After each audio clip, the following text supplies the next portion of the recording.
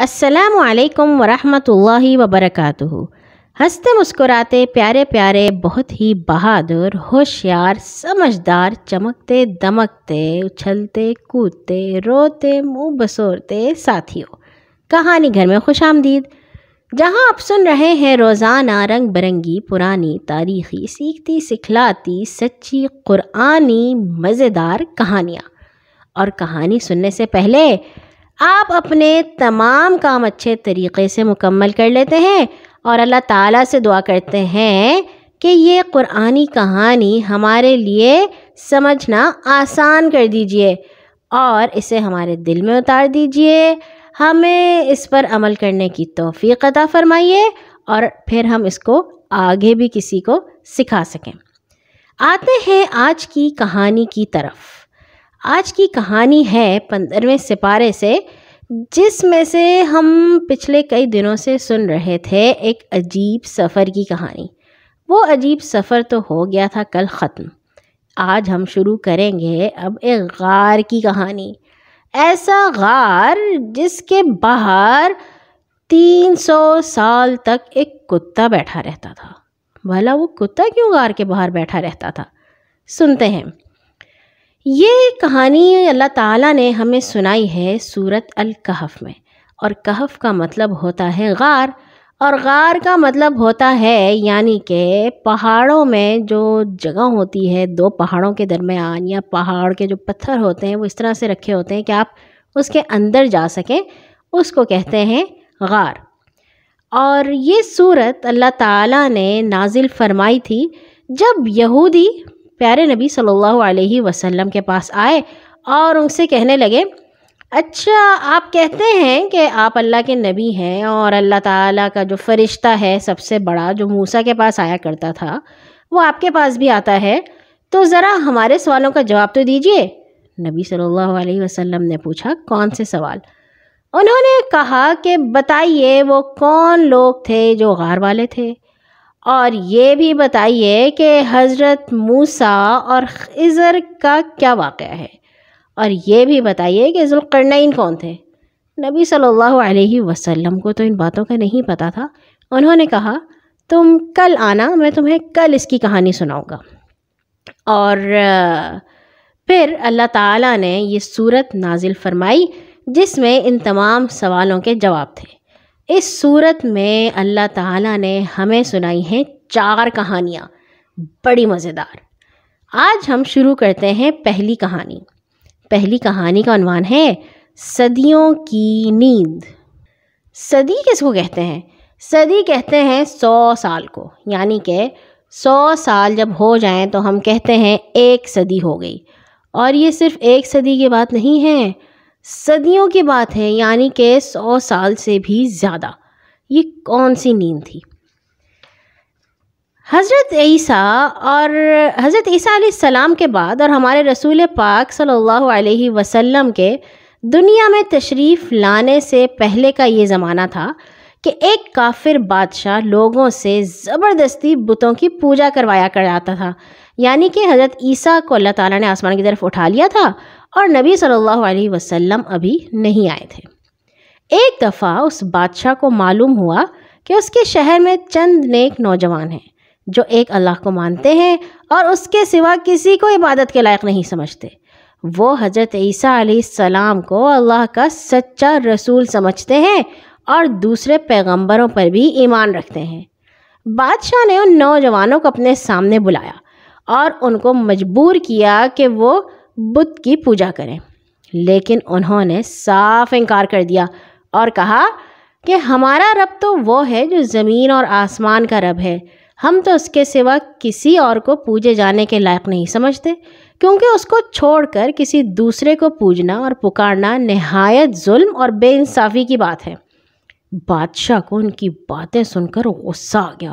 اس نے ان سے کہا، زیادہ باتیں نہ بناؤ، اپنی جان کی خیر چاہتے ہو تو بتوں کو اپنا رب مان لو، میں تم کو ابھی قتل کرا دیتا ہوں، لیکن مجھے تمہاری جوانی پر رحم آتا ہے، میں تمہیں 3 دن کی مہلت دیتا ہوں، اگر اس عرصے میں تم سیدھے راستے پر آ گئے تو بہتر، ورنہ تمہیں موت کی سزا دی جائے گی۔ ان نوجوانوں نے دربار سے نکل کر آپس میں صلح مشورہ کیا کہ یہ ہماری قوم تو زمین اور آسمان کے مالک خدا کو چھوڑ کر دوسرے خدا بنا بیٹھی ہے، حالانکہ یہ لوگ ان کے خدا ہونے کا کوئی ثبوت بھی پیش نہیں کرتے۔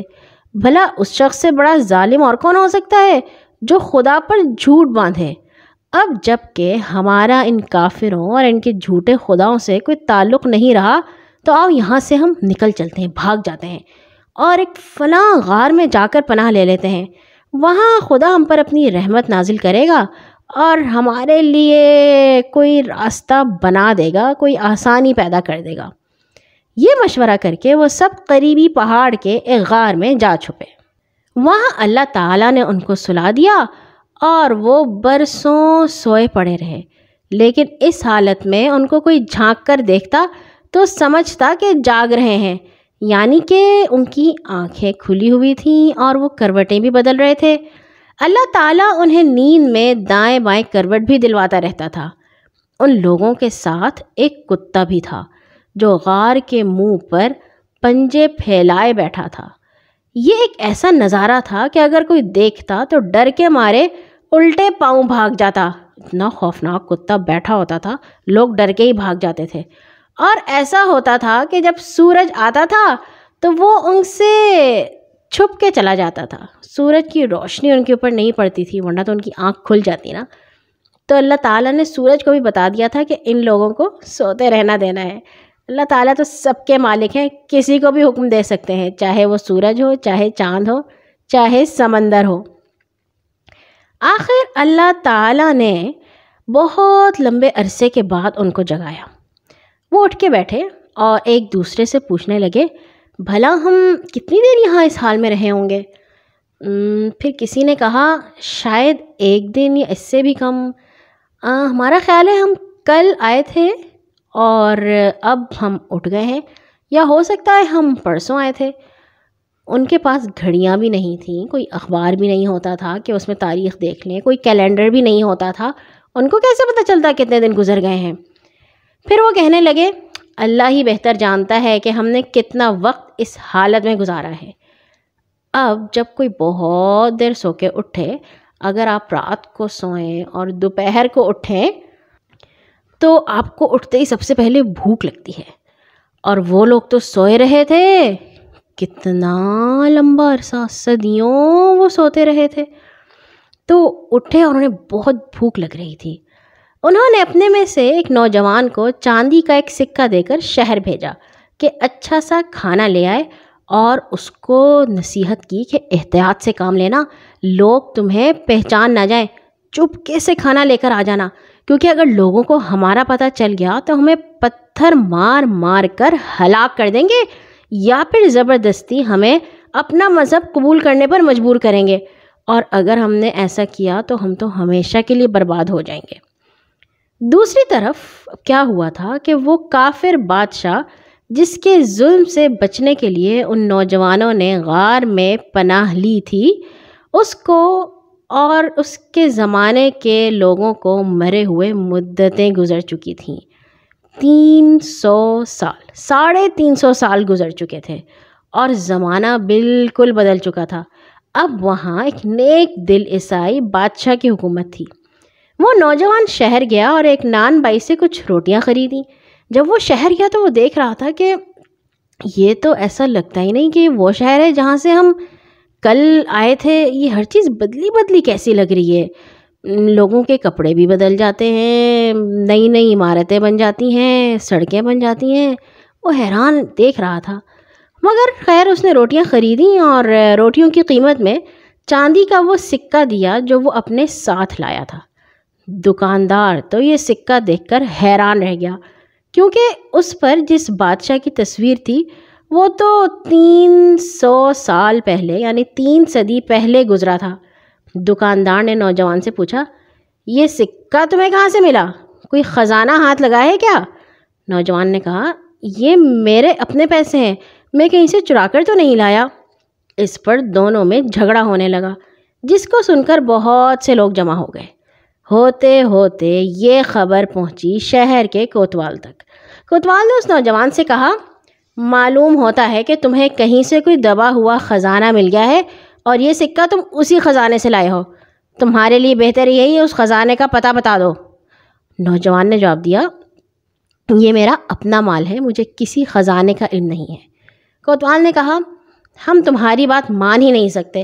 یہ سکہ تو کئی 100 سال پرانا ہے جو ہمارے بڑے بوڑھوں نے بھی نہیں دیکھا. تمہارے ہاتھ کہاں سے آیا ہے؟ اب نوجوان کو جب معلوم ہوا تو اس کے زمانے کے کافر بادشاہ کو مرے ہوئے کئی 100 سال گزر چکے ہیں, تو وہ اتنا حیران ہوا کہ منہ سے کوئی بات نہ نکلتی تھی.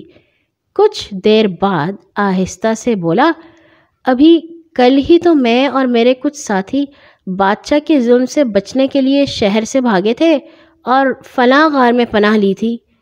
یہ بات سن کر کوتوال بھی حیران رہ گیا اور بہت سے لوگوں کو ساتھ لے کر اس نوجوان کے ہمراہ اس غار میں گیا جہاں ان نوجوانوں نے پناہ لی تھی, اور ان سے مل کر انہیں پورا یقین ہو گیا کہ یہ لوگ سکے کی تصویر والے بادشاہ کے زمانے کے لوگ ہیں. اور ایسا ان کے ہاں کہانیوں میں مشہور تھا. لوگ کہتے تھے کہ ایک ظالم بادشاہ تھا اور اس نے کچھ لوگوں کو یہ کہا کہ میں تمہیں قتل کر دوں گا. وہ لوگ بھاگے اور پھر غائب ہو گئے. پتہ ہی نہیں چلا وہ کہاں گئے, مر گئے یا زندہ ہیں, یا کوئی حادثہ پیش آ گیا. تو یہ کہانی تھی تو صحیح مشہور, اور جب ان لوگوں سے ملے تو انہیں پتہ چل گیا کہ اچھا یہ وہی کہانی والے لوگ ہیں. اب کوتوال نے آ کر اپنے نیک بادشاہ کو اس کی خبر دی. وہ بھی آ کر ان نوجوانوں سے ملا اور ان سے دعا لی. بہت زیادہ لوگ وہاں پہ اکٹھے ہو گئے. پھر وہ سارے نوجوان یکایک غار میں جا کر لیٹ گئے اور فوت ہو گئے. اللہ تعالیٰ نے انہیں اپنے پاس بلا لیا. اس واقعے کو دیکھ کر سب لوگ پکار اٹھے, اللہ کا وعدہ سچا ہے, قیامت کی گھڑی بے شک آ کر رہے گی. اور پھر اس کے بعد وہ لوگ جھگڑنے لگے. کسی نے کہا کہ ان کو اپنے شہر میں لے جا کر دفن کرتے ہیں اور ان کا بڑا اچھا سا مزار بنا دیتے ہیں, اور جو وہاں پہ ہم عبادت کریں گے. اتنے نیک لوگ تھے, اتنا بڑا معجزہ ایسا تو کبھی نہیں ہوا جب سے دنیا بنی ہے کہ کوئی 300 سال تک سوتا رہے. مگر پھر اس کے بعد جو دوسرے لوگ تھے انہوں نے کہا کہ نہیں, اللہ تعالیٰ نے ان کو اسی غار میں رکھا ہے, اسی غار کو ہم بند کر دیتے ہیں, اللہ تعالیٰ خود ان کی یہاں پہ حفاظت کریں گے. چنانچہ انہوں نے وہ غار وہیں پہ بند کر دیا. قرآن پاک کی سورۃ کہف میں غار میں سونے والے نوجوانوں کو اصحاب الکہف یعنی کہ غار والے کہا گیا ہے. ان کی تعداد کتنی تھی؟ اللہ تعالیٰ کہتے ہیں ان باتوں میں مت پڑو. ہو سکتا ہے وہ 4 ہوں, ہو سکتا ہے 6 ہوں, ہو سکتا ہے 8 ہوں, اس بات سے کیا فرق پڑتا ہے. ہمارے لیے تو جو جاننے کی بات ہے وہ یہ ہے کہ وہ اتنے نیک تھے کہ انہوں نے اتنی مشکل میں جب بادشاہ ان کو مارنے کے در پہ تھا, ان کے سر پہ تلوار لٹک رہی تھی, انہوں نے اللہ تعالیٰ کی بات سے, سچی بات سے انکار نہیں کیا اور حق کی بات پہ ڈٹے رہے. انہوں نے کہا جو مرضی ہو جائے ہم غلط کام نہیں کریں گے. اور اللہ تعالیٰ کو یہ بات اتنی پسند آئی کہ ان کی کہانی کو قرآن میں شامل کر دیا. یعنی کہ حضرت محمد صلی اللہ علیہ وسلم سے کئی 100 سال پہلے کی کہانی ہے, انہوں نے بھی پڑھی, ان کے بعد کے لوگوں نے بھی پڑھی, اور آج ہم بھی پڑھ رہے ہیں. یعنی کہ تقریباً 2000 سال پرانی کہانی جس کو اللہ تعالیٰ نے ہمیشہ کے لیے قرآن میں محفوظ کر دیا ہے. اور اللہ تعالیٰ کو کیا بات پسند آئی تھی کہ وہ لوگ اچھے نوجوان تھے. ان کی بس کوشش یہ تھی کہ ہم اللہ تعالیٰ کو خوش رکھیں. اللہ تعالیٰ ہمیں بھی ایسا ہی اچھا اور مضبوط بنائے. کل آئیں گے انشاءاللہ تعالیٰ سورۃ کہف کی دوسری کہانی کے ساتھ. ہر نماز کے بعد اپنے لیے اور تمام مسلمانوں کے لیے دعا کرنا مت بھولا کیجیے. اور رمضان میں تو دعائیں بہت قبول ہوتی ہیں. رمضان میں ڈھیر ساری دعا کیا کیجیے کہ جہاں جہاں جو بھی مسلمان مشکل میں ہے اللہ تعالیٰ سب کی مشکلیں آسان کرے. آمین. اللہ حافظ.